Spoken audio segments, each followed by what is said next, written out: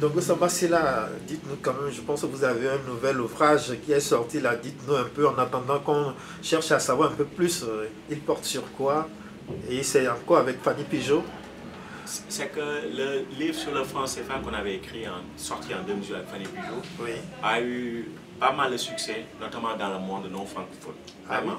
Oui, c'est devenu un livre référence sur ces questions-là. Sur le continent et hors du continent? Oui, oui, surtout dans la sphère anglophone. Très bien. Oui, en Amérique du Nord. Donc vous l'avez traduit en anglais? En anglais et en italien. Ah, très bien. Et ça a eu beaucoup de répercussions. C'est un livre qui est énormément cité, enseigné, etc. Et donc, souvent, bon, quand on est invité à l'étranger pour parler de ça, les gens sont choqués. Comment pouvez-vous avoir ça? Où sont vos dirigeants? Où sont vos industriels?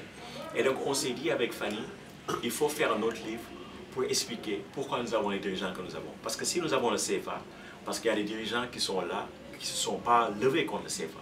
Il y en a eu quelques qui ont essayé de se lever, mais on les a voilà, tués, renversés au pouvoir, etc. Et donc, notre livre s'appelle La démocratie en France-Afrique, une histoire de l'impérialisme électoral.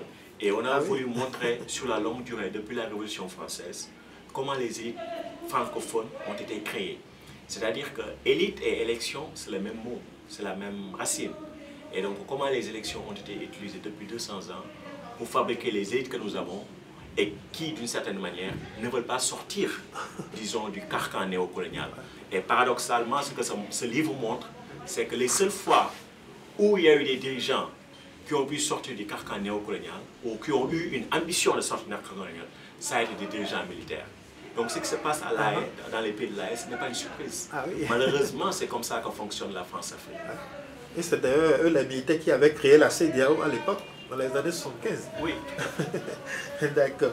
Alors merci beaucoup, Dogo Sambasila.